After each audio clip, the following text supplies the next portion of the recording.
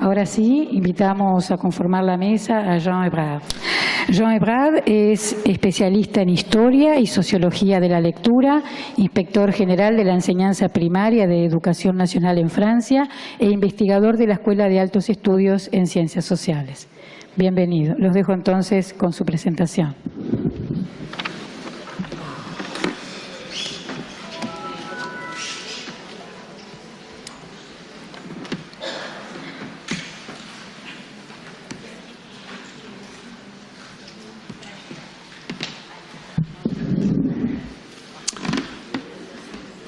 Bonjour à tous. Je pense que la traduction commence à fonctionner. Je suis très heureux d'être parmi vous aujourd'hui. Estoy muy feliz.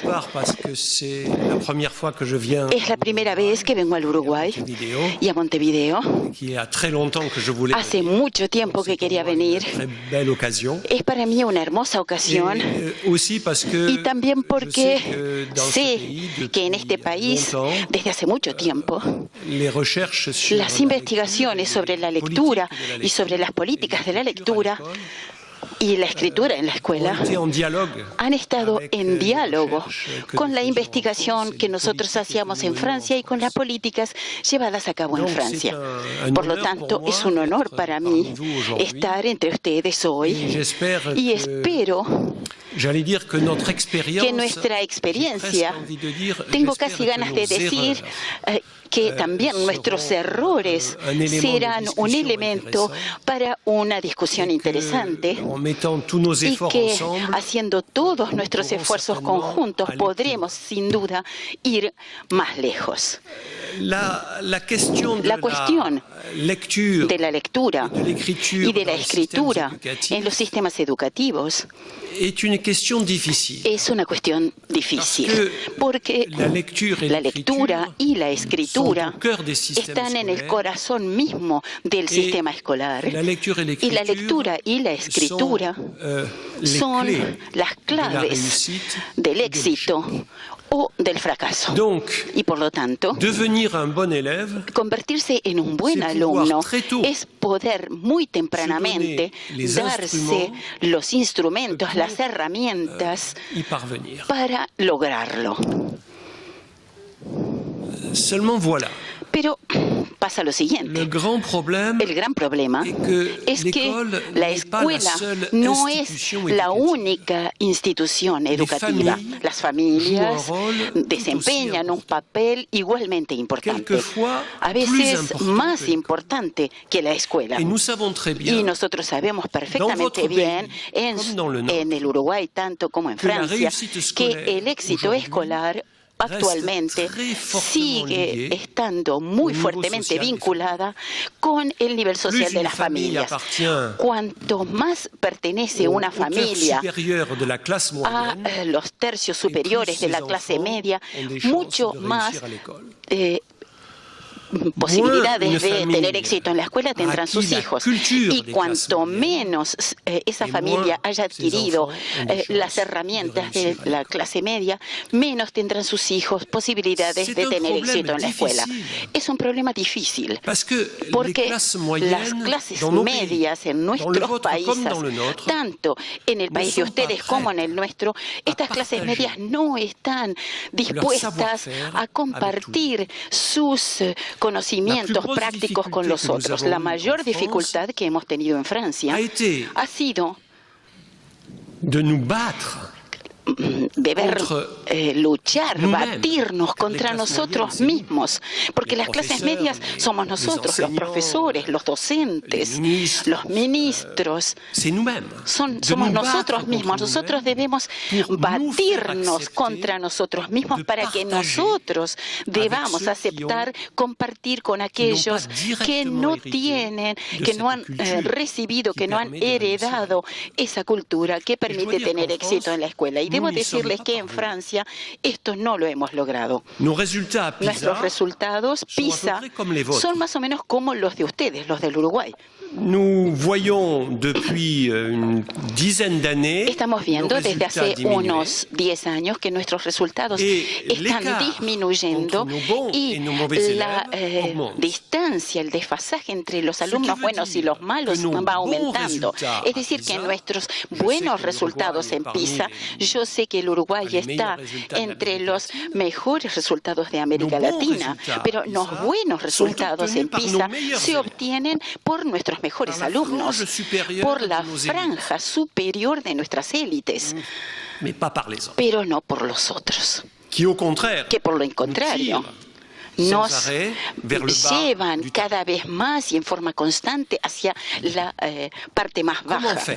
Entonces, ¿cómo hacer frente a esto? ¿Cómo ir más allá? Y sobre todo, ¿cómo comprender lo que sucede?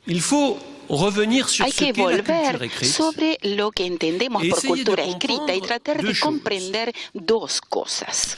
Que la cultura escrita pertenece en una sociedad a las élites que producen esa cultura escrita y que en su versión escritura el poder de saber escribir, estas élites constituyen los más altos escalones de nuestras administraciones, de nuestro poder jurídico, de nuestro poder político y de nuestro poder económico. Entonces, compartir esto con todo el mundo es difícil. Y las culturas escritas, por definición, no se comparten fácilmente. Son, por definición, culturas elitistas. Separan a quienes poseen esa cultura de aquellos que no la poseen. Y, por tanto, hay que ver bien que cuando tratamos, al igual que todos ustedes, de transmitir esas culturas escritas a niños que pertenecen a familias donde no han heredado de esa cultura escrita, esto es sumamente difícil. Para comprender cómo seguir adelante, hay que ver cómo lo hacen las familias que han tenido éxito. Y yo creo que eso fue lo que no hicimos en los años 90 en Francia, es decir, multiplicar las encuestas sobre aquellas situaciones de éxito escolar, de manera que pudiéramos saber qué es lo que está sucediendo en la clase y fuera de la clase. Nosotros vemos en las familias dos cosas muy importantes. La primera, la que ustedes ya conocen, la que ustedes practican con sus propios hijos, y que consiste en inculcarles desde muy temprano el corpus, la mayor masa posible de textos escritos. ¿Y cómo lo hacen ustedes? De noche, toman un libro y ustedes leen el libro a sus hijos. Ellos no saben leer. En Francia tenemos un movimiento que se llama el movimiento de los bebés lectores. Ellos se recomienda comenzar desde los 18 meses. Y si fuera posible, aún antes. Uno transmite al niño, mucho antes de que sepa leer, todo el contenido de la cultura escrita. Y hoy sabemos que el mejor sector económico de los editores es la literatura para los niños y los jóvenes. Eso es lo que más les aporta, es la prueba que nosotros les estamos transmitiendo mucho. Muchas veces en una familia se lee más para los hijos que lo que uno lee para sí mismo. Se compren más libros para los hijos que los libros para los propios adultos. Y por tanto, esta primera apropiación del escrito es absolutamente esencial. Todo el mundo sabe que esta es la clave del éxito ulterior en la lectura. Lo que es interesante es ver que en estos momentos familiares la lectura es intensiva, es decir, que uno vuelve muchas veces a leer los mismos libros y el niño vuelve a pedir un libro que ya conoce y que progresivamente él va memorizando esos textos. Como a mí me gusta decirlo, se va constituyendo una biblioteca mental. Cuando el niño llega a la escuela, y cuando aprenda a leer en algunos meses, en unos pocos meses, de pronto va a descubrir que lo que lee es lo que él ya sabía. Conoce las historias, conoce los esquemas de las historias, conoce el vocabulario, conoce las estructuras sintácticas de la escritura, que son muy diferentes de las estructuras sintácticas de la oralidad. Y por lo tanto está en un país que le resulta familiar. Podríamos decir que está en un país conquistado, ya está en su casa, ya vive en la cultura escrita. Y la escuela lo que hará será sencillamente darle una confirmación de todo lo que él ya sabe. Nuestro gran filósofo nacional, Jean-Paul Sartre, contaba esta experiencia. Su madre le leía todos los días el mismo libro, Sin familia. Era un clásico del siglo XIX para los niños. Y un día, tenía cerca de 5 años, toma el libro, lo mira y descubre que sabía leerlo y nunca había ido a la escuela. Y por lo tanto, vean hasta qué punto hay una apropiación familiar de la cultura escrita que es muy poderosa, muy eficaz. Y si un niño no tuvo la suerte de tener esta apropiación, le resultará muy difícil entrar en la escritura. Un segundo elemento, tal vez menos familiar, menos común, que caracteriza la manera en que las familias de las clases sociales más elevadas, más altas, medias y medias altas, preparan a sus hijos a la escuela y la manera en que utilizan el lenguaje cada día, diariamente. Y esto es también algo sumamente importante. En una familia de clase media y de clase superior, se le pide al niño que hable, mucho más que en otros lados. Se le pide que diga lo que va a hacer, que cuente lo que hizo. Como ustedes saben todos, en particular los docentes, cuando un niño viene de la escuela, lo primero que le preguntamos es: ¿qué hiciste hoy en la escuela? Y el niño progresivamente va a aprender a contar su experiencia, a ponerle lenguaje a su experiencia, a anticipar su acción a través del lenguaje, a actuar sobre los otros, no golpeándolos, sino explicándoles. Esto es muy interesante. Es interesante ver, por ejemplo, cómo en las familias de clase media se educa la relación entre hermanos y hermanas en una misma familia. La relación normal entre hermanos y hermanas es un poco de golpearse unos a otros, empujarse. En las clases medias, muy rápidamente, vamos a enseñarle a los niños que será mejor hablar que actuar. Será mejor explicar que hacer directamente. Las palabras son más poderosas que las acciones.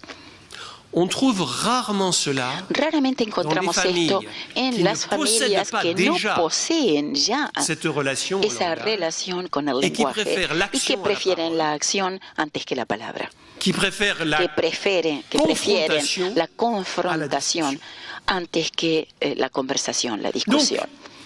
Y por tanto, creo que podemos considerar que en las familias de las clases medias no solamente se transmite la cultura escrita, sino que se transmite también lo que los lingüistas llaman la función referencial del lenguaje, es decir, esta capacidad que tiene el lenguaje de preparar la experiencia, acompañar la experiencia, contar la experiencia. En las familias que no tienen tiempo para hablar, y hay muchas lamentablemente, porque las urgencias cotidianas no les permiten hablar, todo este aprendizaje no se hace. Y para terminar con respecto a este punto, sencillamente una pequeña observación que me sorprendió cuando vi las escuelas de los medios más desfavorecidos en Francia. Me di cuenta que muchos niños no tenían una motricidad con la mano suficientemente desarrollada para escribir. Y un día yo fui a mirarlos comer en el restaurante escolar. Tenían los mismos problemas para manejar sus cubiertos, su cuchara, su cuchillo, su tenedor. Esto significa que en una familia de clase media, cuando uno le enseña a un niño a comer correctamente en la mesa, lo estamos preparando ya para escribir correctamente. Este esfuerzo normativo poderoso de las familias de clase media es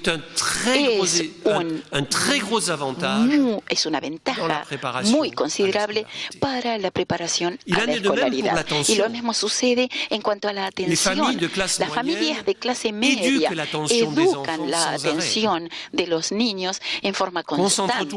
Concéntrate, atiende. Quédate bastante tiempo con la misma ocupación. Todo esto será sumamente útil cuando el niño vaya a la escuela. Y por tanto, ¿cómo habría que proceder cuando estos aprendizajes no se recibieron en la escuela, en la familia? Cuando el niño llega a la escuela y no está preparado. Como lo decía el señor ministro hace unos minutos, nos gusta debatir en nuestras sociedades sobre los métodos de lectura. Habría que utilizar el método constructivista, cognitivista, global o analítico. Estamos fuera de esto. En los diarios, cuando empieza el reinicio de las clases, todos los días hay artículos sobre estos temas.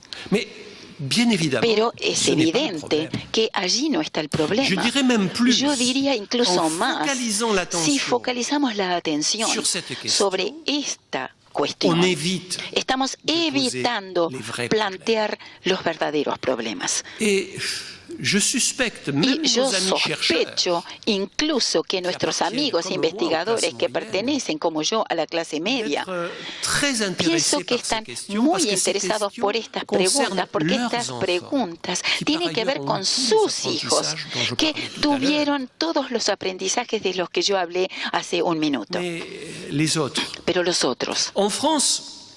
En Francia tenemos de 6 a 7% de niños disléxicos o que presentan dificultades de tipo disléxico. Ustedes tienen menos porque el español es una escritura mucho más transparente que el francés o el inglés.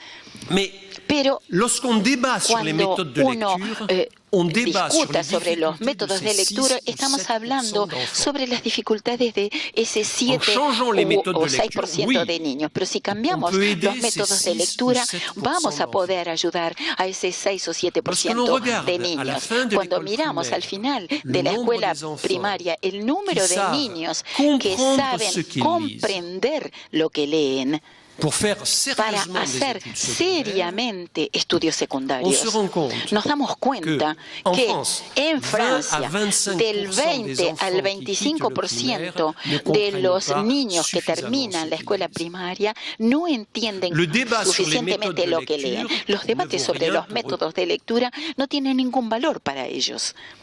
Esto no tiene ningún interés para ellos. Por lo tanto, lo que necesitamos es tratar de transponer en la escuela las prácticas que habían tenido éxito en los medios sociales más favorecidos y que no tienen que ver con los métodos de lectura, como es evidente. Voy a darles sencillamente dos ejemplos para terminar y para permitir algunos intercambios ulteriores. Dos ejemplos sencillos que están vinculados con un principio central en este asunto. Hay que comenzar lo antes posible ese aprendizaje y hay que continuar durante el mayor tiempo posible. Lo más temprana posible, desde la escuela preelemental, la que nosotros llamamos la escuela materna o maternal. En Francia tenemos la suerte de empezar a la edad de 3 años. Hay que empezar a la edad de 3 años. Tenemos la suerte también en Francia de haber popularizado estas cuestiones con el personal que trabajan en los jardines de infantes, con los bebés. Y esto es un problema también muy importante. Y por supuesto las bibliotecas nos ayudan de una manera fantástica. Por tanto, hay que comenzar cuanto antes. Hay que comenzar antes de saber leer. No es un tema de aprendizaje, es un tema de preparación. Y por otro lado, hay que continuar durante el mayor tiempo posible. Yo diría hasta la universidad y hasta después. Como yo digo muchas veces a mis colegas, si fuera suficiente leer para aprender, ¿por qué pagar a gente como nosotros, los docentes? Lo que nosotros hacemos con nuestros estudiantes, nuestros alumnos, no es leer, es hablar de los libros que van a leer y de los libros que ya leyeron. Y es ahí donde radica la diferencia. Es porque nosotros hablamos con ellos, que ellos leen mejor. Es porque hablamos con ellos, que escriben mejor. Y por tanto, comenzamos muy tempranamente y no nos detenemos nunca. Yo diría, y esto me gusta decirlo, es que todo descubrimiento de una cultura escrita específica debe empezar primero por un intercambio oral. Nosotros habíamos hecho una experiencia fascinante en Francia que tenía que ver con la última clase de los liceos, es decir, la última del segundo ciclo, cuando se enseña la filosofía. La disertación filosófica es un ejercicio extremadamente difícil. Nos dimos cuenta que si el alumno puede dictar a su profesor la disertación que escribió, está haciendo una mejor disertación que si él la escribe por sí mismo. Este dictado a alguien que sabe más que uno y todos los intercambios que acompañan esto son absolutamente esenciales. Y por tanto, voy a darles ahora dos ejemplos. Desde la escuela, desde el nivel preescolar, ¿qué hay que hacer? Lo que ustedes hacen ya aquí, y sobre un punto que no voy a reiterar porque ustedes lo hacen, es construir una biblioteca mental al darle a los niños no muchos libros, no demasiados, una docena por año, esto sería perfecto, pero habría que volver sobre ellos lo suficiente como para que realmente esto esté incorporado en la biblioteca mental del niño, para que ellos los conozcan casi de memoria y que estos libros sean el soporte a partir del cual ellos vayan a buscar otros libros. Entonces, elijan bien esos libros. Abran la variedad de las posibilidades y sobre todo, vuelvan muchas veces sobre estos libros. La técnica es simple. Ustedes leen, ellos cuentan. C'est exactement ce es exactamente lo que hacemos de noche cuando estamos en nuestra casa. Esto creo que hay que continuarlo no solamente hasta el momento en que el niño aprende a leer, pero sino sobre todo hay que hacerlo también después, durante toda la escuela elemental. El profesor debe seguir leyendo a sus alumnos los textos más difíciles. Yo me acuerdo cuando yo era alumno de mi escuela normal, yo era profesor y era maestro, institutor, como decimos en Francia. Yo era entonces alumno de la escuela normal y el primer día cuando llegué, el profesor de francés abrió un libro y nos lo leyó durante 1 hora. Nosotros teníamos 16 años y estábamos sorprendidos, estupefactos. Y eso es esencial. Es de esa manera como se constituye el placer. Pero sobre todo, esta competencia mental que permitirá luego volver a encontrar en los textos lo que sabemos, lo que ya sabemos. Segunda experiencia, y yo voy a concluir con esta segunda experiencia. Es preciso que en la escuela y sobre todo con los niños de los medios más desfavorecidos hagamos de la lengua una prioridad. Es necesario que el niño aprenda a explicar lo que hace, aprenda a contar lo que hizo y a decir lo que piensa hacer. A esto lo llamamos en nuestra pedagogía la técnica de la reformulación.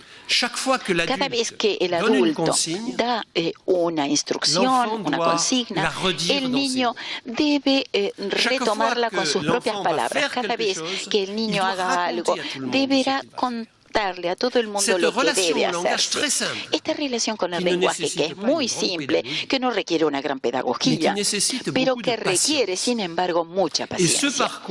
Y esto es lo que permite un cambio en la relación con el lenguaje y el niño descubre que sabe utilizar su lenguaje para ir hacia cosas más complicadas y ir en particular a los libros.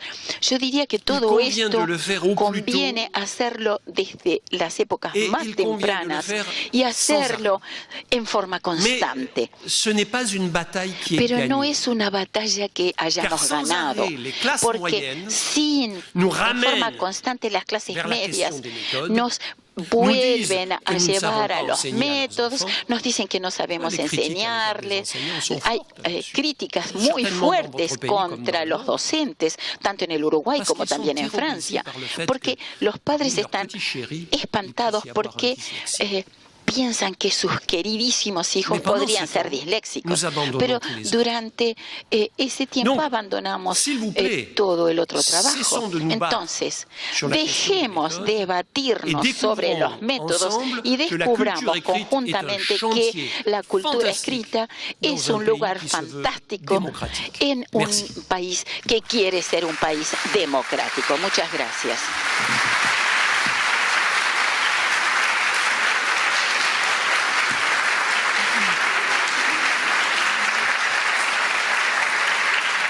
Hay que darle al profesor un auricular para las preguntas. Que si hay preguntas, van a pasar a recoger los papelitos, si pueden mostrarlos así, pasan a recoger. Por favor, denle al profesor un auricular. Es que debo entender.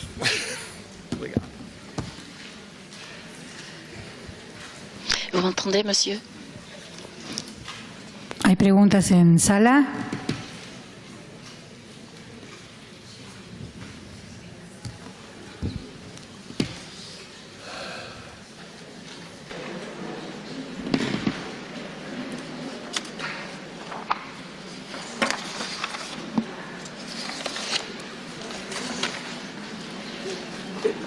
Por favor,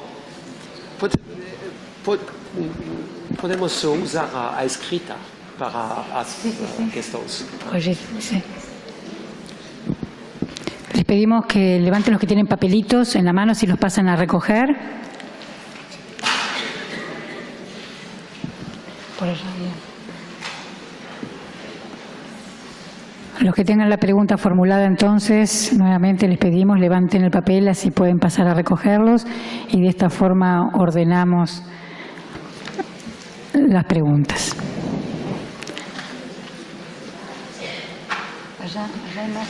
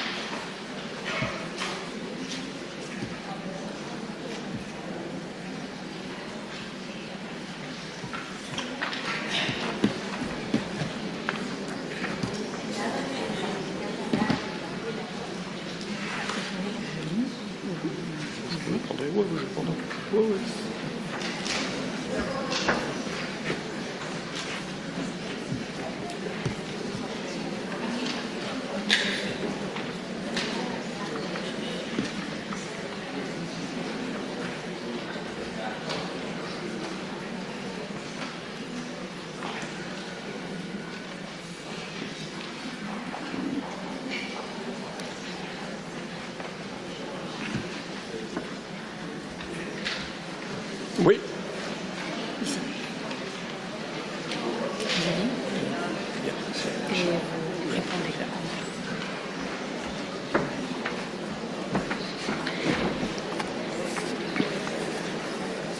Bueno, vamos a empezar a leer las preguntas formuladas, así Jean-Ebrard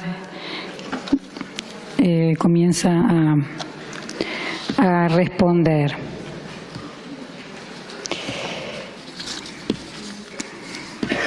Voy a ir ordenando un poco, no sé si quieren ayudarme a ordenar la formulación de las preguntas. Para tener un orden, ¿no? ¿Qué pasa con Esta sí, hay que empezar por esta, ¿no? dice qué estrategia recomienda, que puede ser la segunda Empezamos con esta, ¿qué pasa en el caso primero?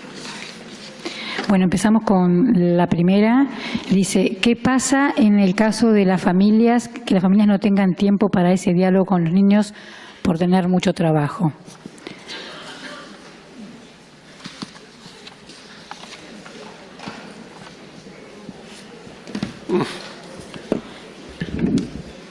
Voilà un problème pour les familles de classe moyenne.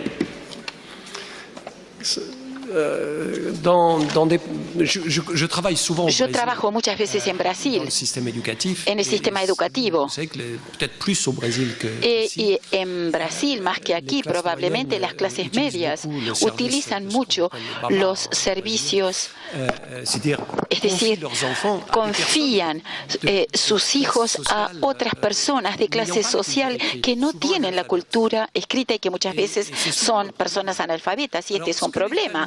Lo que hacen las familias para corregir esto es que multiplican las actividades en la biblioteca, de deporte, en el teatro, etc. Multiplican las actividades culturales de alto nivel, compran actividades culturales de alto nivel para suplir esa falta educativa familiar. Pero es cierto que en las familias, yo trabajé mucho en Brasil con gente que trabaja en escuelas privadas o en las escuelas francesas, por ejemplo. Y todos me dicen que los niños de medios sociales más altos, los que tienen más empleados en las casas, son los que tienen algunas dificultades para aprender a leer. Entonces, hay una correlación directa entre estos dos fenómenos, pero el poder económico de estas familias les permite corregir esto, utilizando mucho lo que es la industria cultural para los niños. Y como ustedes saben, esta industria cultural se ha desarrollado en forma constante desde hace unos 30 años. Y entonces la corrección se hace por ese medio, por esa vía.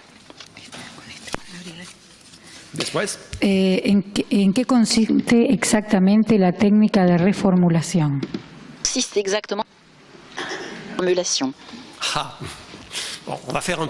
Vamos a hacer un poco de pedagogía entonces. es algo que existía en las clases en el siglo XIX. La reformulación. En las clases muy numerosas, en las clases de escuela, en las clases después de la ley de 1975, antes teníamos clases de 70, 90 niños. Entonces, el diálogo era imposible. ¿Y qué hacíamos entonces? Hacíamos que se repitiera en coro todo lo que se decía. Había una especie de coro en la clase que repetía todo. Y bastante curiosamente, esto era bastante eficaz.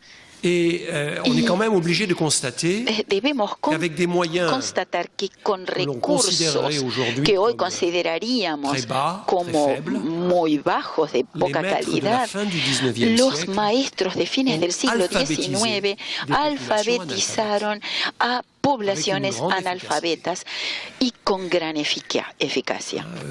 Las tasas de alfabetización a fines del siglo XIX son fantásticos.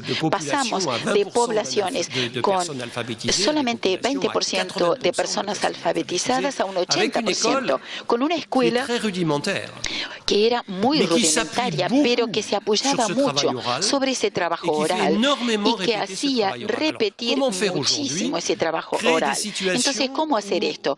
Hay que crear situaciones donde no tenemos a tantos niños, por ejemplo, en los talleres de los jardines de infantes o preescolares. Algunos niños juegan solos, otros leen, otros miran libros y el docente va con un grupo de 6 o 7 niños y empieza ese juego. Yo digo algo, le digo algo al niño.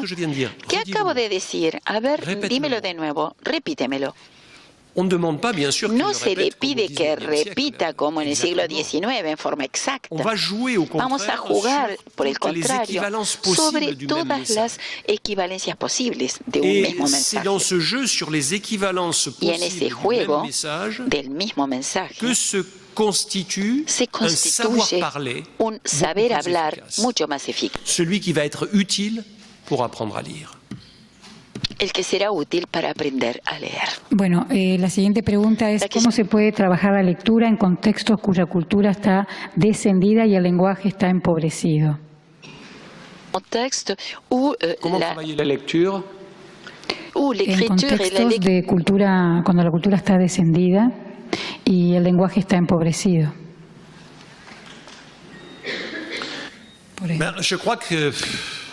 Yo creo que el esfuerzo aquí debe venir en forma completa de la escuela. Es la escuela la que debe hacer el trabajo y debe hacerlo de forma seria. La escuela con todas las instituciones que la acompañan, las bibliotecas, las actividades culturales que se proponen a los niños, etc. Pero me parece tenemos un deber democrático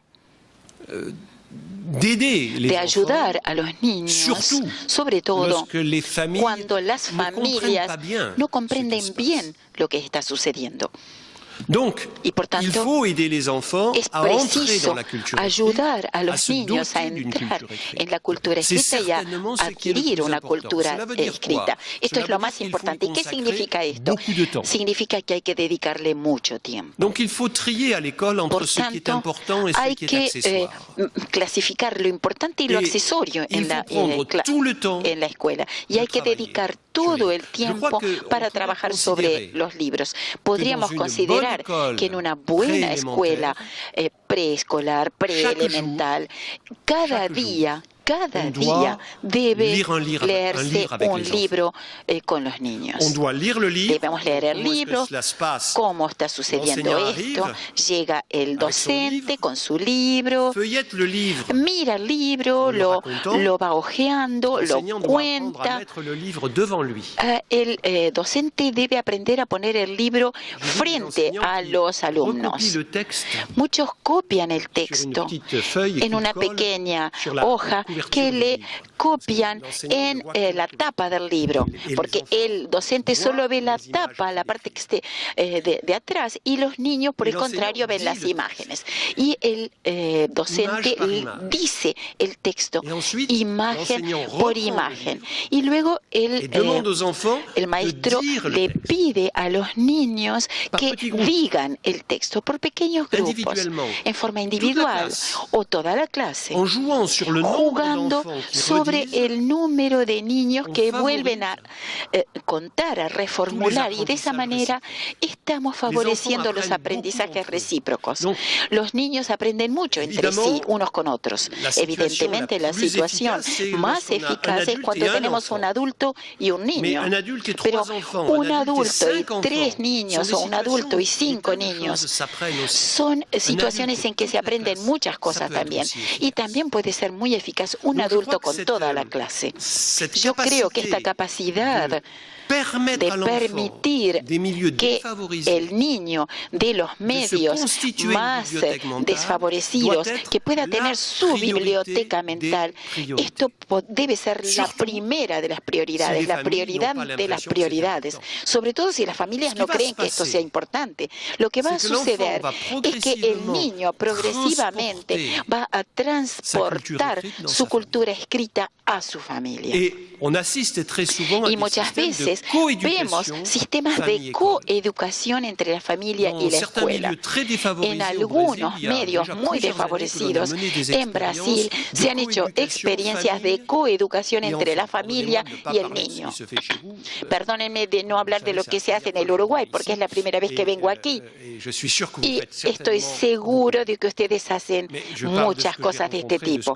Les hablo de lo que he visto, de lo que conozco.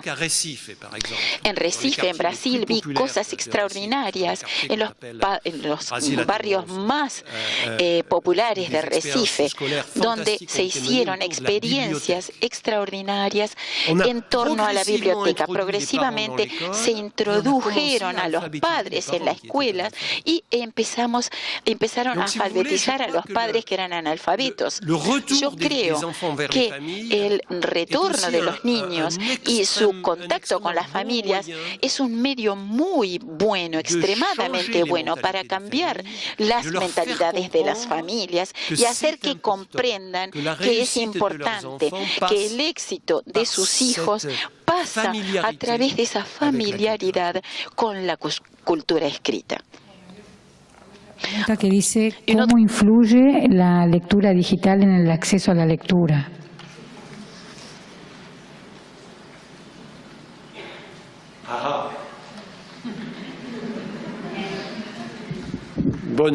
Es una buena pregunta. Se dicen muchas tonterías sobre la cultura digital. Decimos, los adultos, nosotros no entendemos nada, pero los niños, es fantástico, nacen con un iPad dans la main, con un iPhone en la mano, con un iPad en la mano. Pero no hay que confundir. Cuando ustedes ven cómo utilizan la cultura digital estos niños, tienen las mismas dificultades que con la cultura escrita. Lo vemos muy bien en las aplicaciones que utilizan. Cuanto menos familiaridad tengan con la escritura, más utilizarán aquellas aplicaciones en que la escritura no tenga ninguna incidencia, ninguna presencia. Cuando ustedes miran a los adultos que utilizan la cultura escrita, en Internet, ustedes verán, yo lo veo con mis estudiantes universitarios, es muy impresionante. Hay 2 prácticas en la cultura digital. Es la información, cómo buscar información. Ahora es fantástico, hacemos un curso y los alumnos están en Wikipedia y les dicen, no, señor profesor, usted aquí se está equivocando, porque en Wikipedia dice otra cosa. cosa. Estamos en una relación con la búsqueda de información que los alumnos manejan muy bien, por lo menos los mejores estudiantes, los otros no tanto. Los que tienen una mala cultura escrita no lo manejan bien. El segundo uso de Internet son las redes sociales, que es cada vez más importante hoy. Facebook, Twitter, etc. ¿Qué es una red social? Es una red en la cual uno va a construir poder de influir sobre los otros. Y por tanto, cuanto más manejemos una cultura escrita, más estaremos en condiciones de ser líderes de opinión. Alguien que modifica la opinión de los demás. Pero para escribir un Twitter hay que ser muy bueno. Escribir un mensaje corto, eficaz, que lleve a la adhesión, que dé lugar a una discusión. Esto supone un gran manejo de la escritura, un perfecto control de la escritura. Hay que conocer muy bien a Cervantes para hacer un buen tweet. Porque las técnicas retóricas que utilizamos en Twitter son las mismas que las de la más alta cultura escrita. Creo entonces que hoy hay que ver bien que hay desigualdades también en la cultura digital. Y esto no es solo un tema de dinero, es decir, tener la máquina o no tenerla. El tema es cómo utilizar esa herramienta. Podemos utilizar la cultura digital de miles de maneras diferentes. La que es eficaz, la que permite adquirir más información y poseer habilidades, prácticas que aumentan la posición social. Esto precisa grandes capacidades en la escritura. Lo que aportó la informática es poner la escritura en el centro. Gracias al teclado, es muy interesante que Bill Gates y los demás hayan pensado que no se podía prescindir del teclado. El teclado, cuando uno habla con la computadora, y hay programas para hacerlo, pero si no le hablamos por escrito a la computadora no entiende. O sea que si queremos hablarle, hay que hablarle en un lenguaje que la computadora comprenda, y ese lenguaje es el escrito, no el oral. Entonces, la cultura digital está siendo desigual. No basta con darle herramientas, máquinas a los niños. Hay que enseñarles a leer y a escribir la cultura escrita. Y ellos podrán utilizar las máquinas y no necesitarán que estemos presentes para utilizar esas máquinas. Bueno, ahora hay 3 preguntas que están vinculadas con enseñanza media, más o menos para poder resumir y abarcar todas, ¿verdad?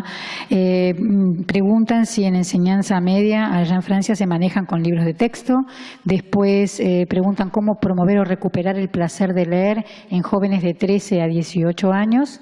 Y después desde Florida están preguntando que en primaria tienen claro el proceso, pero cómo se continúa el proceso en la enseñanza media. Est mise en place. Je ne sais pas comment la mettre en place au niveau de l'enseignement secondaire.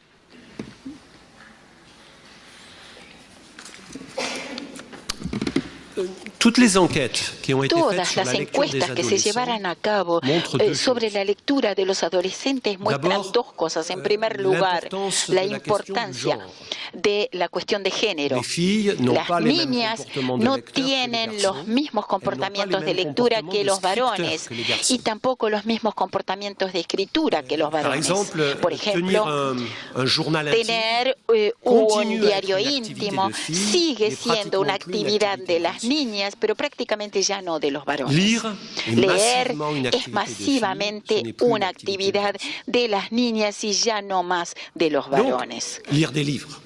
leer Donc, libros. effectivement, il y a un problème Entonces hay un problema en la enseñanza secundaria. Y ese problema es justamente acompañar a los niños, a los jóvenes, para que no pierdan sus hábitos de lectura. En cierto modo, son mejores lectores en la enseñanza primaria que en la enseñanza secundaria. O para ser más exactos, saben leer y escribir, porque si no, no estarían en la enseñanza secundaria, pero utilizan eso para otros usos. Y por tanto, ¿cómo introducir en especial una relación con la literatura para que eso no se pierda? Esto es difícil, efectivamente. Lo primero que convendría hacer es crear frente a los adolescentes modelos de lectores. Hay que cambiar su imagen del lector. En particular, es necesario que el profesor aparezca como un lector frente a ellos. Hay que conversar con las familias para que las familias aparezcan como lectores potenciales también ellas. Si la imagen del lector desaparece, ya no hay ninguna razón para que el adolescente se convierta en un lector.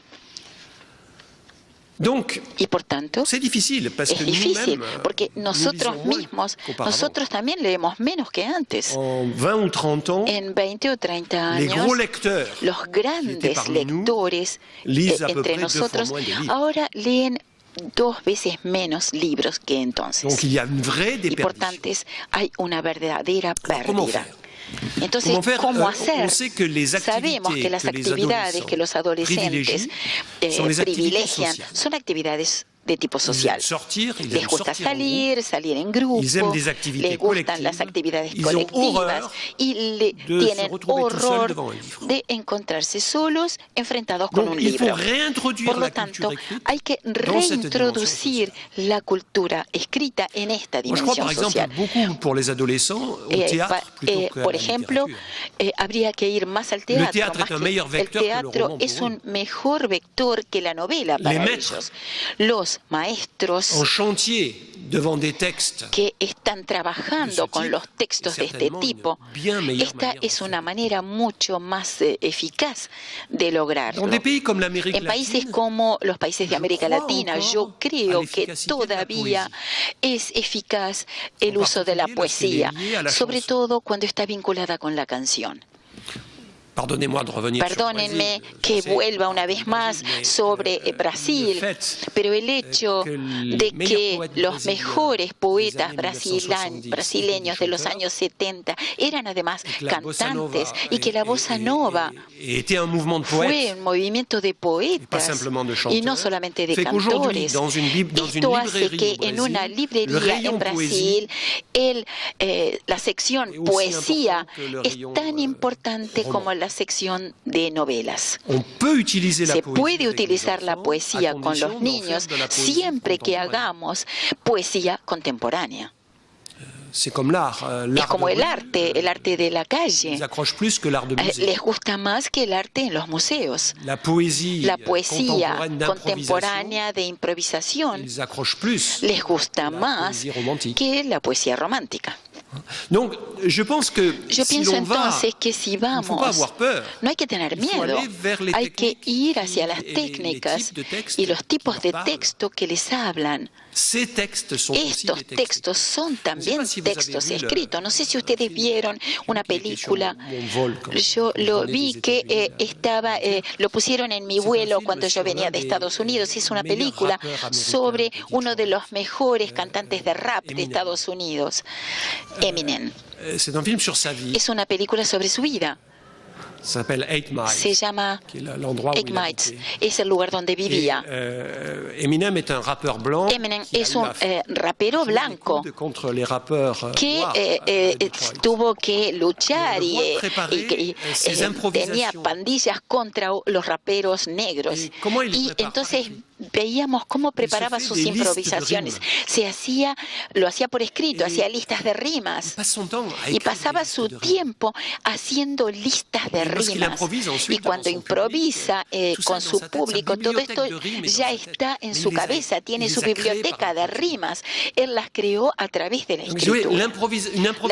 Es una improvisación. La improvisación del rap es masivamente ya también cultura escrita.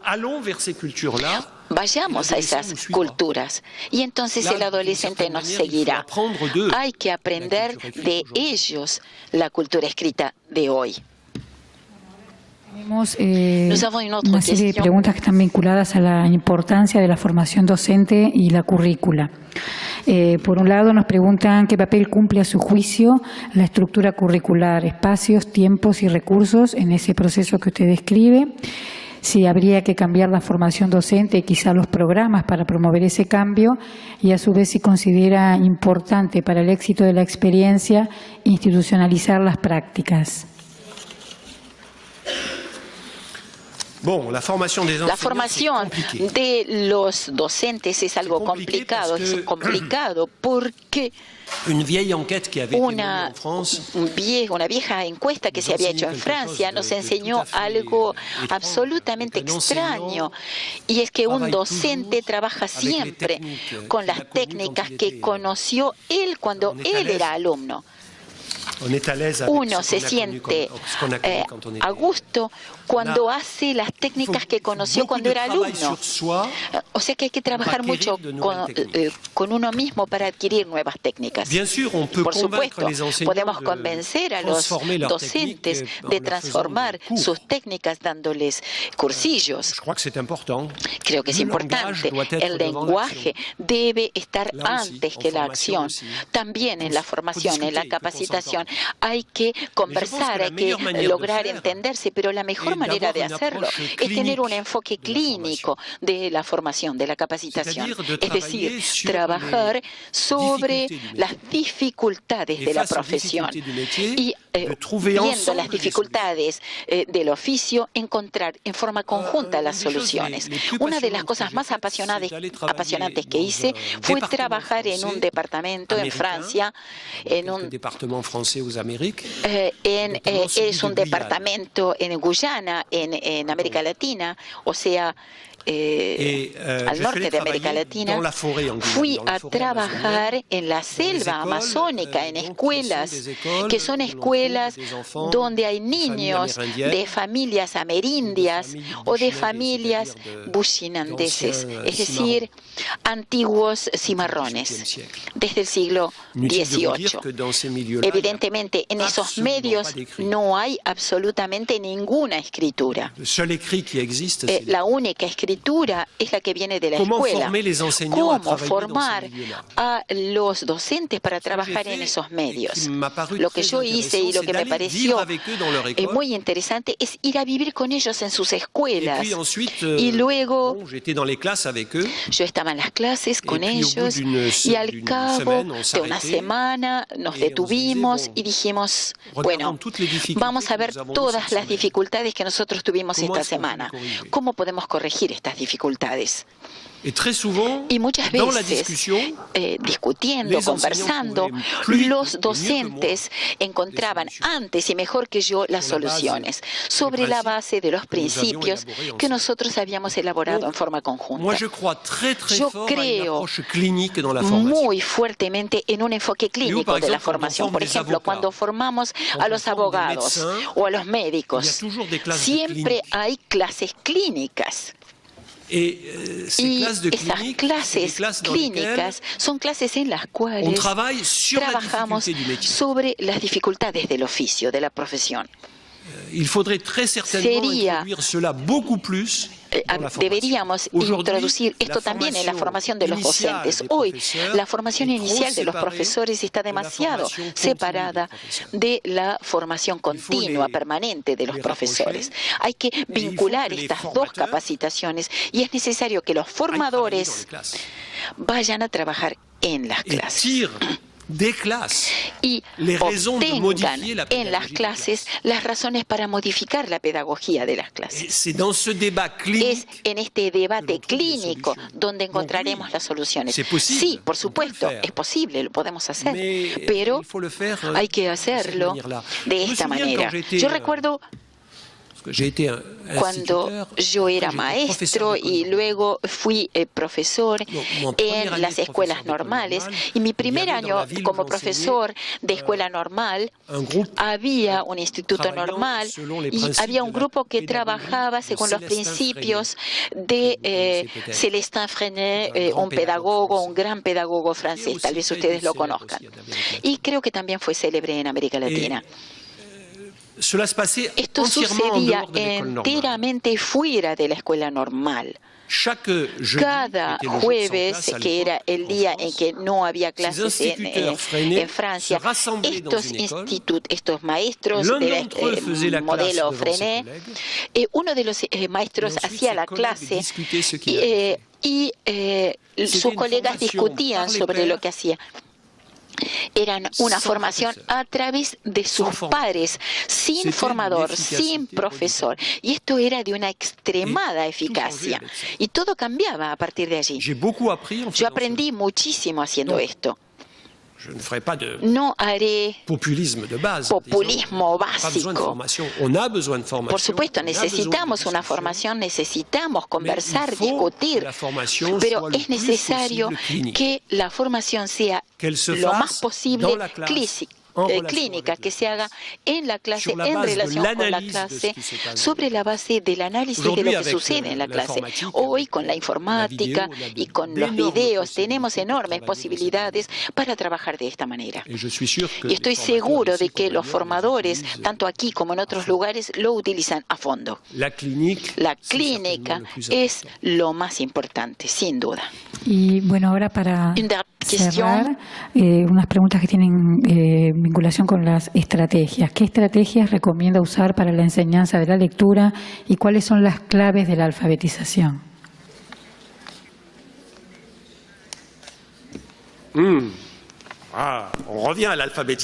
Volvemos entonces a la alfabetización. Siempre volvemos a la alfabetización. Bueno. Si nos interesamos por la construcción de la competencia grafofonética, ¿qué podemos decir hoy?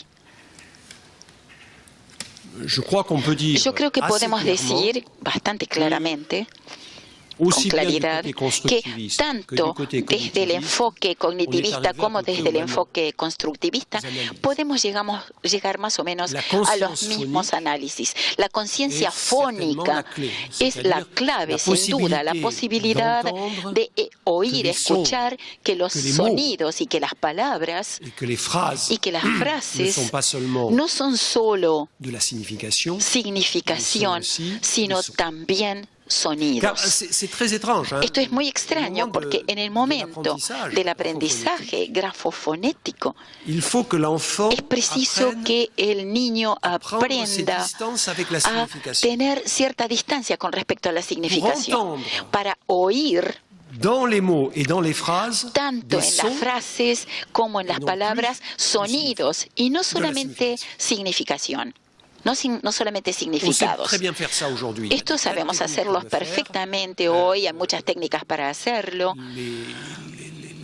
Las técnicas son múltiples. No van en las mismas direcciones según que elijamos la vía cognitivista dura o la constructivista, pero no importa. Lo básico, lo esencial es que lleguemos efectivamente a este resultado. El niño comienza a comprender cómo se fabrica lo escrito. Y cuando comienza a entender cómo se lo fabrica, lo único que tiene que hacer es vincular esos sonidos con los signos escritos y esos signos escritos con algún sonido. ¿Cuánto tiempo se requiere para esto? Algunos meses en español, un mes más en portugués, un año más, un buen año más en francés o en inglés. Para tener los principales lenguajes, todo depende de la complejidad de la ortografía. El español es seguramente, y el portugués también, son lenguas muy democráticas. Recuerdo Cuando Portugal hizo su reforma ortográfica, fue en los años 70. El poeta Fernando Pessoa escribió un texto terrible contra la reforma ortográfica. Dijo, sí, si hacemos como los españoles, vamos a abrir el lenguaje a todo el mundo. Pero si continuamos manteniendo nuestra ortografía como lo hacen los franceses, aquí solamente los cultos podrán seguir dialogando con todo el mundo. Sabía que entre el vulgo y los cultos no es lo mismo y que el sistema grafofonético de tipo español es un sistema mucho más democrático que los sistemas muy vinculados con la significación, con muchas letras que son inútiles, como el francés, el inglés o el portugués de antes de la reforma. O sea, en español no es difícil. Yo digo, en Francia tratamos de hacer reformas ortográficas y nunca lo logramos. Mi último argumento fue, miren lo que hacen los españoles. Hicieron su reforma ortográfica, una ortografía que sigue de cerca los sonidos de la lengua y tiene, sin embargo, los mejores autores del mundo. Son mucho mejores que los franceses. Y podemos tener una lengua muy próxima de la lengua oral y, sin embargo, tener una hermosa literatura, una bella literatura. ¿Y por qué? Porque la cuestión no está a nivel de las palabras, sino a nivel sintáctico y a nivel del texto. Y aquí todo cambia, porque no se habla en español ni en francés como uno escribe. Cuando uno escribe, la sintaxis cambia, la construcción cambia. Y por tanto el problema se plantea en francés como en español o en inglés. Es decir, hay que aprender esa lengua particular que es la lengua de los libros. Aun cuando las palabras que la constituyan sean parecidas a la del oral y pasen por el oral. Yo podría decir hoy que el cognitivismo y el constructivismo nos han enseñado lo esencial sobre la relación grafofonética. Pero hay que jugar mucho con las palabras de la lengua para que los jóvenes entren en el sistema fonético. Una vez que lo conozcan, las relaciones se van construyendo por sí solas. Pero luego hay que hacerlo todo, porque la comprensión no llegará sencillamente a partir del sistema grafofonético. Es muy interesante ver cómo tenemos un sistema de círculos virtuosos, en cierto modo. Cuanto más se conozca la lengua escrita por parte de los niños, más va a adquirir con la lectura la lengua escrita. Cuanto menos la conozca la lengua escrita, menos adquirirá esa lengua escrita. Y por tanto, vemos muchas veces a algunos niños que aprenden a leer a los 6 años, pero que no comprenden lo que leen, aunque sepan leer. Y que a los 8 o 9 años van a desaprender a leer, porque no les sirve para nada. Incluso las relaciones grafofonéticas van a deteriorarse. Es sumamente importante que la lectura desemboque en un éxito, es decir, que desemboque en la comprensión. No olviden, en nuestros países católicos, la base de la enseñanza de la lectura fue el catecismo y la oración, el rezo. Por ejemplo, cuando uno sabía rezar el Ave María, ya teníamos las bases de la alfabetización, porque eso lo sabíamos de memoria desde muy chicos, y luego el profesor mostraba las sílabas que constituían Padre Nuestro, etcétera, etcétera. Y entonces sabíamos leer, y los niños aprendían a leer en latín, y esto no planteaba ningún problema. El problema era saber si podían hacer algo fuera de lo que habían aprendido, fuera de alguna oración o algún rezo. Algunos, mediante relaciones culturales particulares, entraban en la cultura escrita por algún otro medio y se servían de este instrumento para aprender a leer otras cosas. Es interesante trabajar sobre los niños autodidactas, quienes nunca fueron a la escuela y sin embargo saben leer y escribir. ¿Cómo lo hicieron? Para utilizar ese saber elemental del catecismo y aprender a leer y a escribir todos los libros y a escribir lo que quieren. Muchas veces vamos a encontrar que hay mediaciones que son mediaciones orales. Ellos oyeron que alguien leía libros o leía el diario. En el siglo XIX, por ejemplo, la lectura oral del diario era la regla. Había pocos diarios que llegaban a la familia o al cabaret. Y cuando un diario estaba ahí, un lector leía a un círculo a su alrededor. Y esa primera información de cultura escrita era el primer recurso, porque luego la gente hablaba, pero ¿qué pasó? Hay una guerra. Y a través de ese medio se constituían las culturas escritas de quienes franqueaban el paso, iban hacia la cultura escrita y leída. En cuanto a lo grafofonético, tenemos todo a nuestros recursos para hacerlo bien. Ya no necesitamos ir más allá, más lejos. Sabemos hacerlo. Y sabemos hacerlo muy bien, incluso para aquellos niños que tienen alguna dificultad disléxica. El tema es para quienes no entienden. Y esto no es el mismo problema. Bueno, entonces, respondido todas las preguntas formuladas en sala, le agradecemos su participación.